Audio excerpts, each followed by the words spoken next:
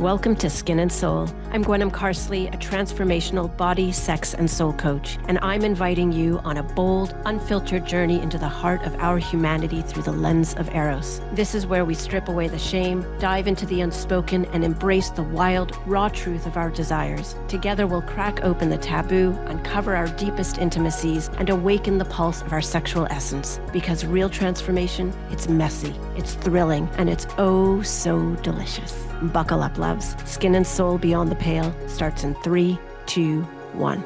Let's go. Hello again. I'm Gwenm, and welcome back to episode 2 of Skin and Soul on Transformation Talk Radio. We're going to meet here every week on Friday mornings at 10 a.m. to talk about our sexuality, what it means to be profoundly human, and get really gritty and dirty in there. And for today, we're going to be talking about the cage of wants and our pleasure ceiling. So to dive right in, we often think that we want something so badly. We have these goals, and very traditionally we talk to abundance, or we want the highs. We want to feel orgasmic. We want to have multiple orgasms. We want to feel deep intimacy. And yet there is something that's stopping us. And I'm going to talk right away around the cage of wants, because right from when we're very, very young, we're literally handed a cage. And the cage door is open, and we are the ones who are, in fact, end up closing the cage door upon our wants. When you think about being a baby and when you're observing little infants, they are fully immersed in the experience of their eros, of their sexuality. And what that means is that they're fully connected into their bodies, into their needs, into their wants. They're connected to the universe and the world around them. There's no differentiation between their bodies and what they're experiencing and receiving from the outside world. So much so, you see babies sucking their toes, sucking their fingers are everywhere, right? There's no boundaries. You see the baby grabbing for the breast, hungrily grabbing for food. And if you've ever put your nose near a baby, same thing, right? It just becomes this potential nipple, something of pleasure to suck on. And there's no filter. And one of the stories that I love to tell is that when I was pregnant, I didn't know the sex of my baby. And the doctor had asked me, like, do you want to know what your baby is? And I was like, sure. And he goes, what's it doing? And I think I was just looking at this screen with a little bit of horror, like, what is it doing?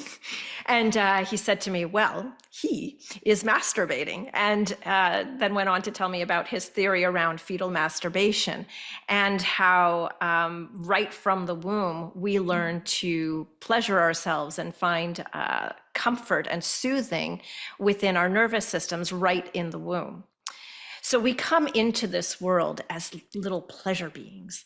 And very quickly, just moving into being a toddler, we're taught what we're allowed to want, what we're allowed to feel, and what we're allowed to desire. And when you think about it, right?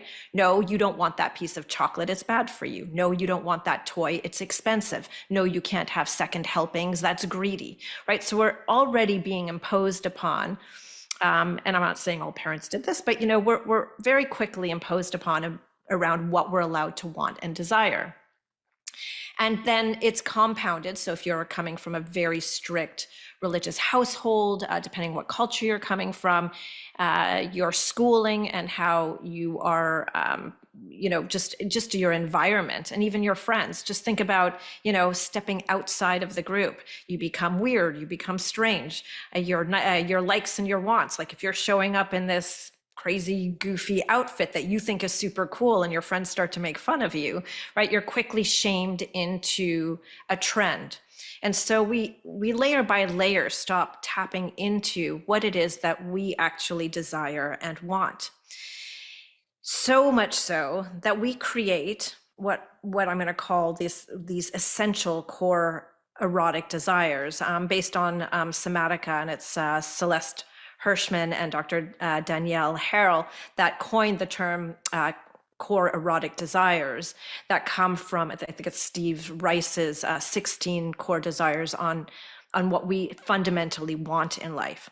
So our core erotic desires are not something that we have any kind of control over, although try as we might to control what it is that we think is acceptable to want. So very, very young on, if you take the example of being told how shameful it is to touch yourself, and I think often of like little boys, right, who are already shamed into feeling like, oh, there might be something wrong with their sexuality, so start touching themselves and doing it very quickly, and feeling that there's a rush element. But how our core erotic desires get wired into us is, let's say, I'm just going to pick an event. Let's say you get caught masturbating, or your babysitter ends up catching you masturbating, and somehow underneath that gets wired into that when you get witnessed, you experience arousal, or the idea of being witnessed stimulates arousal. Or it can do the opposite and deflate arousal, but let's say it stimulates arousal. Within our core erotic desires is this very fundamental need, which comes out beneath all of our desires, right? It's not just that we want to experience anal sex or to have orgies, right? I mean, those fundamental experiences can tap into our real desires to be thrill seeking, but it can also tap into the taboo, like it can tap into just wanting to be seen and accepted and noticed. So we create this, I'm going to say, this cage around what we are allowing ourselves to experience. And this is one of the questions I want to bring forward to you is what do you allow yourself to want? Where is your permission level at? If you can rate yourself today from 0 to 10, how much do you allow yourself to express yourself in your wants and desires, and even admitting them to yourself?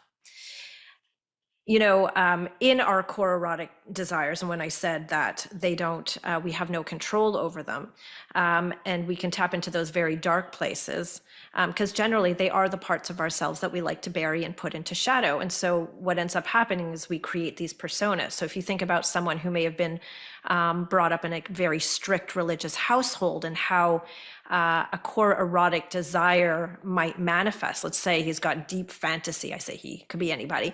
Fantasies around dark images of BDSM, but has been so repressed and taught that sex is bad, that the outward judgment then can be towards absolute disdain for people who practice BDSM, because there's inward disdain for the self, and create a persona where the person is very taut and stiff and very conservative, having very strict limitations around what he or she may allow themselves to experience. So we create these layers and we tell ourselves this is our truth. And we've built upon layer of what we've been told. And so we stop understanding how it is that we within ourselves actually want to express our desires, because they can become very scary. I mean, we are wired, and we're going to go further deeper into this, but we are absolutely wired for survival. Our brains aren't set up for necessarily innovative or pushing the edges kind of thought. Our brains are lying to us all the time in service of keeping us alive. And part of that aliveness and staying into our survival is belonging. If we don't belong, based on our archaic selves, right? We could be eaten by lions. We'd be outcast in our little tribes, and something would come after us. We wouldn't have the safety around us. And so we're constantly, our brains are filtering out through logic, rationalization, but that doesn't make it truth. It's coming from a deeper sense of, oh, I don't feel safe. And today when we look around, we might think, oh yeah, no, I'm safe. But if our bodies don't feel safe, then we're not living in necessarily the truth of, I'm going to say, our consciousness and our conscious body mind of what is absolutely true for us. We're living in this survival mode more than we tend to think of. So stepping back a moment and feeling into where you what you allow yourself to want, and what is the point where you start to notice that the voices come up, the judgments come up. You know, for myself in my life, I was deeply shamed around liking, just liking my pleasure, my simple luxuries. I've always been made fun of over that. I love my luxuries. I am glamping girl. I am not camping girl. And we get shamed into how we want to live our lives and are told very quickly around greed, for instance. And I love to say that greed equals gratitude. I really feel that in the hunger for experiencing life the way you want to live it is not greedy, but there's deep gratitude for being alive. So just taking a look at where you stop your wants. That is number one on the plate, and how you've conditioned your life to move forward, which then informs what you bring into the bedroom, what you're allowed to want and not want. Just looking at your partner, there is often this deep sense of fear of, oh my God, if you knew this about me, if I shared this, right? This dooming sense of shame that can just loom over that we try to shut down within ourselves. We talk about being bored in the bedroom or feeling numbness in our body. And again, boredom is such an incredibly loud emotion, experience, sensation. There is absolutely no reason for boredom when you think about the magnitude of what's available in terms of imagination. But we're not encouraged to have imagination. We're not encouraged to think outside of the box. Even when you think around school, right? You didn't get graded and praised for doing something completely out there that no one thought of. I mean, unless you had a very innovative teacher, but mostly you got graded on what how well you followed the rules and the steps. You were taught at a very young age to fall into line, not to think for yourself, not to feel for yourself. In fact, particularly for men and the masculine, it's absolutely not encouraged to feel into their bodies. Or to feel too much, right? So there's this already conditioning of shutting down in terms of what you're allowed to want, and that our wants become very dangerous.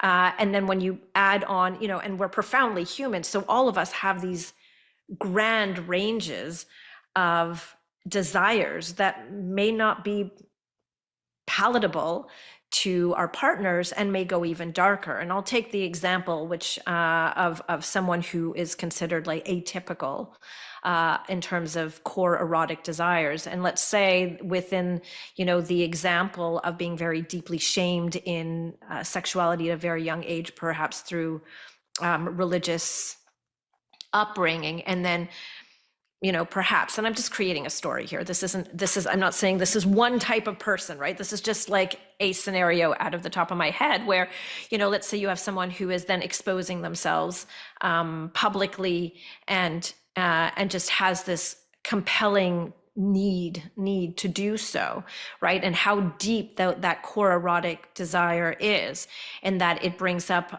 arousal and addiction, etc. And I'm not by any means saying like this is okay, right? Like to act out on these core erotic desires, but they are absolutely there.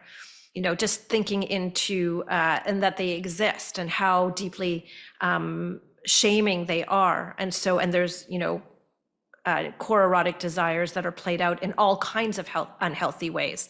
And instead of bringing them to the surface and bringing deep consciousness and awareness, and I'm going to say deep love for the self and deep acceptance, and working with a professional, for instance, to really work through these places so that they can then manifest in ways that are healthy, that are not illegal, that are in benefit of these desires, rather than being shut out and cast out. Because again, we're wired for survival, and there's nothing more terrifying than admitting that we have these experiences. just think about, oh my God, I think about the mind of, Stephen King. And we love to read Stephen King, or not everybody, but, we love to go into those dark places most of the time from an outside view, whether it's through film or in literature. I mean, our society is filled with it. Why? Because we can recognize some of the deepest parts of our souls in there. So we're just about to go to break. That's just a really lovely, fun intro into what we're talking about today and how we cage our wants and our pleasure ceiling. And we will be right back.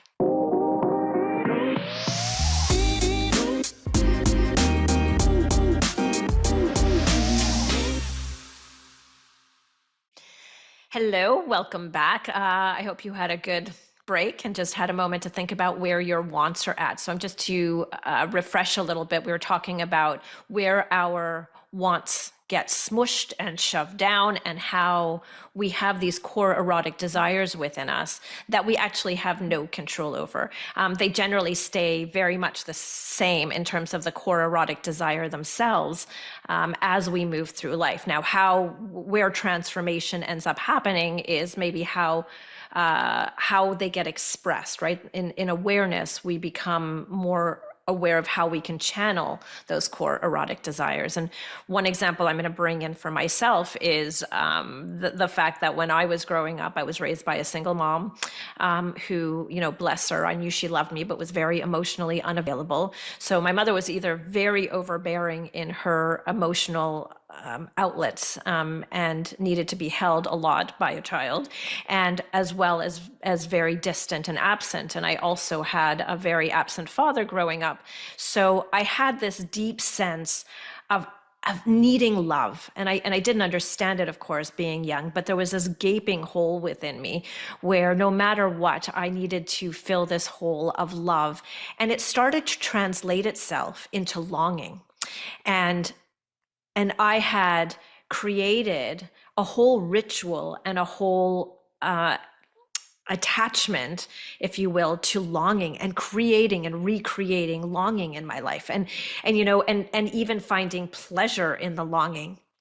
And it really works because I am in my erotic blueprint, and we'll get into that in another episode. But in my own personal erotic blueprint, I'm very energetic as well as psychological in my kink. And that comes from this ability to step in fully into my desire and needs for longing and creating that and using my imagination. So today I use it in much healthier ways. I use it through my writing. I'm able to cope with great distances, but coming into deeper awareness that, I really do want partnership in my life. I want full intimate communion to be able to show up in partnership. So understanding and being aware of what goes on in my system when longing shows up, it's my cue to resource and to nourish myself back into love, or to find ways of using that energy in very utilitarian ways to my advantage. So this is just one example of core erotic desires. I want to move now, though, into the pleasure ceiling. And my first question I'm going to bring up to you is, what is your pleasure ceiling? Do you know your capacity for pleasure? If you think today on a scale from 0 to 10, where you're sitting in your deliciousness, and you might say, some people might say, I'm great, right? Like I'm great. I'm sitting at a 5 and 6, and that's perfect for me. Great. Happy. And other people are like, yeah, but no, I'm sitting at a 2 or 3, and I really want to experience the 9. Our pleasure capacity has a ceiling. And, we've been talking a little bit around our nervous system, our parasympathetic and sympathetic nervous systems that are wired to keep us safe, right? So our sympathetic nervous system kicks up under stressful situations, except our bodies in this life many times have learned to lie to us. We could be in a situation that isn't stressful at all, and yet for some reason we're being signaled somewhere, this is danger, danger, danger. Now we often think around, the negative emotions. These are the things to avoid: grief, rage, or anger, judgment, shame, all of these things that we want to avoid, right? They're easy targets for, these are bad emotions. These are bad sensations. Don't want to know those. We want to shut those and shove those down really deep so that we don't feel them anymore. But we're very acutely attuned to it. We might be also very attuned when we have those moments of like exquisite bliss and exquisite pleasure. But what ends up happening is that we have this window of tolerance, and the window of tolerance is what we are capable in our systems, in our feelings and sense of safety within our bodies, of not going past this window of tolerance. And as soon as we tip over the window of tolerance, we fall into this kind of very stressful crisis mode. And it can happen on either end. We think, oh, can we have too much pleasure? But how many of you out there, don't allow that much pleasure? As I said, we are conditioned in society and just through growing up that too much pleasure probably can lead you either down to hell or, turn society up into mayhem. Can you imagine everybody just doing whatever the hell they want? And that's the thinking, that if we are truly in our pleasure, that everything's going to go to hell in a handbasket. Is that true? To me, pleasure is more based on depth rather than just a superficial level.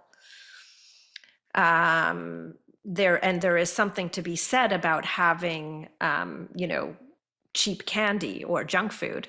And so, there is, I'm going to say, cheap pleasure. I don't know, there's a place for everything, right? But there's definitely layers to pleasure that have depth. So not just across the board of what's the next fix, which then brings me into, how we live in today's society, which is how do, we're always chasing the next greater feeling thing without stopping to sense into our bodies and to what is now. And in this very masculine driven society, God bless the Tony Robbins, that definitely has their place, but it puts my nervous system on fire because it feels like, well, you're not good at the status quo, right? You need to reach for something even greater and greater and greater, when sometimes it's not about the next greatest thing. It is about staying where you are and dropping into it into a very deep and profound way. And that the well and the depth of it is really the source of the deliciousness and the goodies. So when looking at pleasure capacity, it is around increasing your tolerance level. So speaking to men, men are often just wired to knock one off, release, right? And the masculine is really driven towards this sense of release and death, right? The masculine seeks death. And I'm not talking about being suicidal. I'm talking about this like incredible like drive and need to get to the finish line. And the invitation to men is to start to explore the parts of the point of no return. Is it a 6? Right? Like, do you get to a 6 and you're like, yeah, there's no coming back from my 6. And I'm tipping over the edge, and noticing the moment before, feeling into how can you increase getting to the 7, 8, 9, 9.5, etc., if that's what you desire, right? And it's not just about lasting longer. It's about being able to stay into the sensations of pleasure. It's also about moving the pleasure deeply throughout your body and not keeping this pleasure localized. So often men who find themselves wanting to last longer in bed is that they'll pull back and disconnect, right? So I don't know whether they're thinking about their next appointment or a list, or just thinking about sports in general. But there's a disconnection often that happens instead of staying very present with the sensations, very present with their partner, and allowing the sensations to flow through them, because there is in fact a separation between orgasm and ejaculation. Although the way we've been taught around sex, right, it's been kept very much intertwined. So we say what fires together wires together. And if you're constantly creating the same pattern over and over and over again, then you're wiring your pleasure in a very specific way. And that can be very satisfactory, but it also hits a very specific ceiling. And so when we start to talk about getting bored in bed and not fulfilled in our sex lives and our intimacy, it's because we've gone the same way for years, right? We've learned how to create this pleasure system or not, or we fully get bored and then lose our access to our arousal. There was a great story, which isn't mine. It was in one of my classes, and somebody had worked with somebody who had lost the sensation. And I think it was Jaya from the Erotic Blueprints, who was talking about a man who'd lost his ability to have an erection, whether it was through paralysis or just an accident that happened. And so this person was what you'd call a sexual blueprint, right? So it was really focused on what we think of as sex, body to body contact, kissing, genital to genital contact. And only had experiences of orgasm through what we know as traditional sex. And so he was invited into learning other ways of pleasure and really tapping into his energetic capabilities and honing those skills and discovering orgasm through energetic experiences. So understanding that there isn't just one way to have an orgasm, and there isn't only just one place to have an orgasm, right? When you think about rewiring the system, you can actually train your body to have an orgasm in any part of your body that you choose to have it, whether it's through your chest and nipples. There's headgasms. Those are some of my favorites, head and neckgasms, feetgasms. You can extend orgasm to move all the way up and down and through your body. So moving then into women or vulva owners, and those experiences, and women often don't fall into, usually take much longer to reach pleasure. And so oftentimes in partnership, we hurry up. That's what we do. We're like, oh my God, my partner's finished, whoever you are. It doesn't matter what relationship type it is. It's that, if our partner is finished, then we feel this need to hurry up because all of a sudden, all of this pressure, and women tend to take up 20 to 40 minutes to really get to the full experience, or even longer. And I know that for myself, I can take forever. And and I have since brought in something called a jade egg practice. And for those of you that don't know what that is, it's a crystal egg that you can use on the exterior. The crystal itself holds an energy. So jade eggs tend to be very grounding, and you can also use them internally. Don't go and do this if you're pregnant and so on. There's actual practices around this. But what I had started to work with, realizing that after birth, my vaginal canal, particularly on my left side, was numb. I had stopped feeling any kind of sensation. And I have truly resisted the experience of the jade egg. And I am crystal gal. Like, I love my crystals, my esoteric experiences, but I was really avoiding it. And since last year and coming actually into more recently, I've started to work with the jade egg, and it's great for working through pelvic muscle strength, as well as healing and creating and opening into sensation. And I realized, oh my God, I am so rushing my solo practice. I'm like, who am I trying to impress? What finish line am I trying to get to? And just noticing my own frustrations with my own body. And what happens when I just start to release and stop having expectations, and how much the sensation starts to open up. That we're bringing open and leaving space for our bodies to create more expansiveness and allowance, and for it to tell us what it is that's going on, whether there's deep, trauma that's left inside that, and it's not about coming to face with the trauma, it's about giving permission for the pain to exist, for the numbness to exist, for the no's to be heard. And I say this equally for men and women, because I think men oftentimes don't even have their own no's, right? They're like, well, I'm supposed to be an arousal machine and this is what I want, right? Right? And is it true? So tapping back into pleasure capacity, I'm inviting in some slowness into the practice. We're about to go back to break in a minute, but I'm going to leave you with this story or maybe I'll leave it for after. And just, I'm going to just invite you in with the question of, what do you allow yourself to feel? Because if you can't feel, and you won't allow yourself to feel the shitty stuff, the heartache, the heartbreak, the shame, the anger, if you don't allow yourself to recognize that, you're also likely doing it on the other end as well. So it's about coming into as much deep experience as possible to literally have the greatest experiences of our lives, even in what feels icky.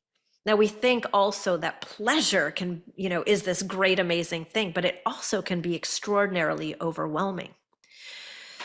So, leaving you with that question now, what amount of pleasure do you allow yourself to experience in this moment? And what do you truly want to experience?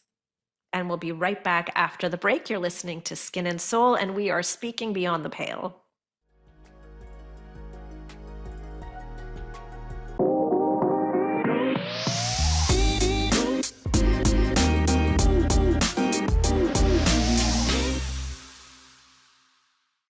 Hello, and we're back again to Skin and Soul, and we're in our last portion of the episode of The Cage of Wants and our pleasure ceiling. And I left you with telling you that I was going to tell you just a very quick story around growing up in the experience of pleasure and want, and what was allowed definitely in my bringing up, and just witnessing my mother and messages, from both parents. But my mother was a trauma baby, is a trauma baby. My mother's now 83 years old, survivor from World War II, and has carried a level of deep depression and anxiety throughout her entire life. And it is with, a lot of sadness. I mean, that her journey has been such a difficult one, and struggling to just basically survive in her days, and feeling, she would often describe like the numbness or just the hopelessness of living. And growing up with my mother was somebody who was constantly self-medicating and constantly just trying to cope with life. I actually went the other way. I mean, I have always been extremely grateful for living, have an innate sense of joy and resilience to my being. And so in growing up with my mom, it was really difficult to continuously witness her in this state of being, which she could not help, and just didn't have the tools, was never taught the tools. But once in a while, magic would happen. For whatever reason, my mother's mood would lift organically, naturally. She wasn't reaching for a pill. She wasn't drinking. She wasn't self-medicating in some way. And the veil would open up, and she would be experiencing real joy. And ironically, this is actually why deep within myself, I love to shop. I truly love to shop, and also have this kind of lean towards an addiction towards it, because my mother would then be in a really great mood and open up, let's say while shopping. We'd be shopping together, and she would get giddy and feel very alive and joyful, which was a very rare thing for me to experience with my mother. But almost as soon as my mom would enter into feeling good, and it could be joy, it could also, experience itself as calmness, right? Where she just felt like she wasn't experiencing the anxiety, and I could feel that off of her. And for me, it was a very incredible experience as well, because I didn't have my mother in that capacity very often. But it didn't take long before my mother would get nervous in her joy. It didn't take long for her to feel into the, oh, I don't deserve this. I'm not worthy of this feeling. When is the shoe going to drop? And we carry that very deeply within our nervous systems. I don't know what your level is of, oh, when the shoe is going to drop. But just think around, the topic of love, for instance. How many of us have experienced heartache, and how many people shut down after their heartache? or maybe having been married for 20, 30 years, and walking out with a lot of resentment and not wanting that again, and really blocking themselves into what can be incredible experiences. We are the sole contributors to what we allow ourselves. There's often a lot of guilt attached.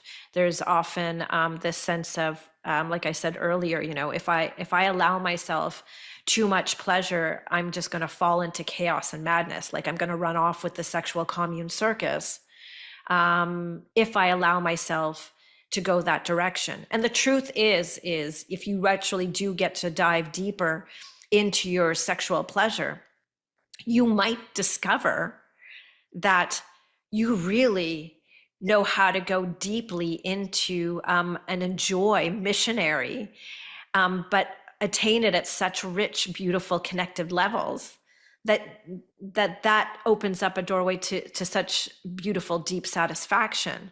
Now, you could also decide, I want to go and have crazy sex experiences. And a lot of people who have an awakening, let's say, will might go out there, right? Just to see what's there. And because the feast is so grand and long, I mean, really, there is no cap to what can be drummed up in terms of the imagination, right? When you just think of sex toys in themselves are great assets to bring into intimacy.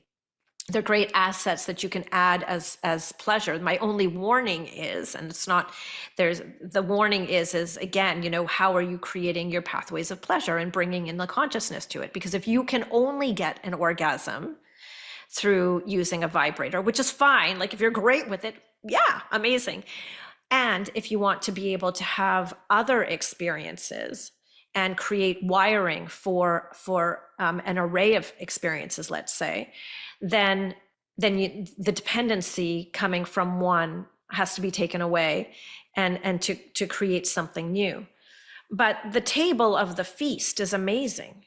Now, and where I was getting at, there's this superficial layer where you can do adventure dates, and there's a lot out there, right? Like there's all kinds of different tools. You can visit BDSM dungeons, you can go to play parties, you can play around with different positioning. There's sex furniture out there. I mean, there's, and whatever else that you can dream up, you can read erotica to each other. So the tools are there. It's usually, the question is what are you allowing yourself to experience, and what are you allowing yourself to feel, and is it in alignment with your core values? Is it in alignment with who you are? And sometimes we stretch this, we stretch it enough and we're like, oh yeah, I tried it, didn't like it. But the invitation, and this is part of pleasure mapping, right? You can have this huge list of what you are willing to do, what you definitely want to try, let's say, what you're willing to do, and what's off the table, which, by the way, is an invitation to bring into intimacy. And a lot of people might not want to get clinical about it, but it can be a really fun, you can turn it into a game over, what's on the table, what's off the table, and take the judgment out of it. Just feeling into, the topic of anal sex, for instance, just notice, when I say anal sex, where does your mind go? Some people are like, oh yeah, like I know that pleasure center. Other people are like, oh yeah, no, that makes me gay. Like we don't touch that shut door, right? Some people might associate it with pain. Some people might associate it with being dirty. Some people might associate it with being the taboo, the forbidden, and are, dying to go there. So our bodies are wired for pleasure. We are, we are sensation machines, and just depending on how, what you lead with doesn't mean that you can't then create new skill sets. And we will get into deeper, as I said, the erotic blueprints, which is a really lovely way to step into understanding your arousal system. So I'm going to invite you in this segment, and I'm going to ask you, quite frankly, who out there has a solo practice? And I'm not talking about rubbing one off in the morning. And again, it's great, rub one off in the morning. play it out. Have a good day. But where are you in your life intentionally setting aside time to give yourself the most exquisite pleasure possible? And to get curious around what doesn't feel good, and to listen to your body of, oh yeah, this feels like a yes, this feels like a no. And to start to lean into the edges of the pleasure. And when I say lean into the edges of the pleasure, I'm also going to invite you into the darker side of leaning into what is less comfortable, expanding your experience of being able to sit with yourself in those moments when it feels excruciating. We all know, I would think that most of us know what it feels like to live in heartache, or to have a really devastating experience, or to even just experience shame and not wanting to be seen, getting the body flush, right? Who can feeling the heat rise, feeling completely exposed. My experience is like everything goes blank, the eyes go blank. I just feel like a deer in headlights and everything is white in front of me, and feeling like my whole insides are open to the world. Horrible, awful feeling, and yet so and yet so interesting. I think this is where we become so interesting to ourselves and also to our partners. When you witness vulnerability, true vulnerability, and you're with someone that you love and care about, and that person can hold you and witness you in that place, as awful as it feels, there is something exhilarating in feeling connected. And there is pleasure to be had in what we consider those icky, gross, those things that we want to avoid.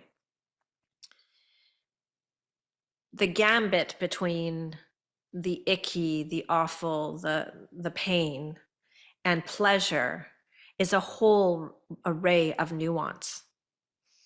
And so pleasure has in itself, like, I just think about stripping away filaments. It has its positives, it has its negatives, it triggers things within us. There is an essential charge in there on both sides, but knowing one, you can't know one truly without the other.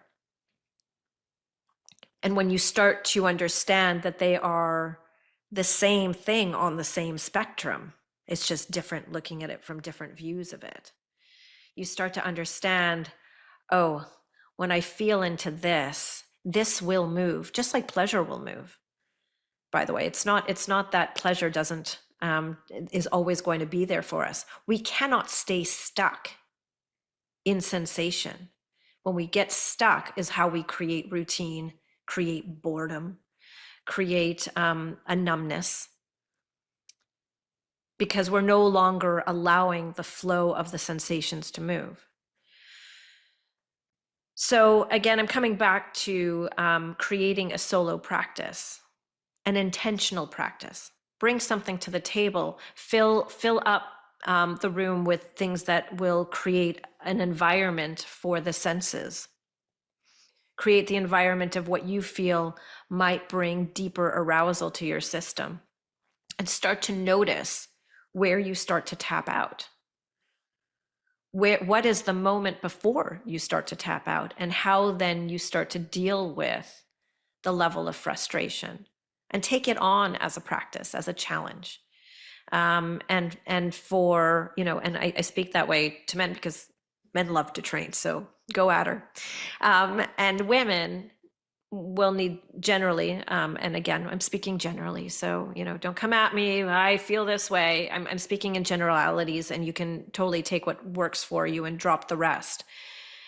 Come into a space of nourishment, right? Take the time.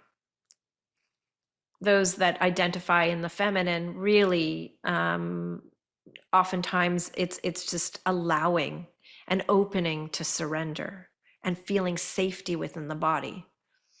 So tapping in before the edge of window of tolerance. You don't want to go past it, because then pleasure stops being pleasurable.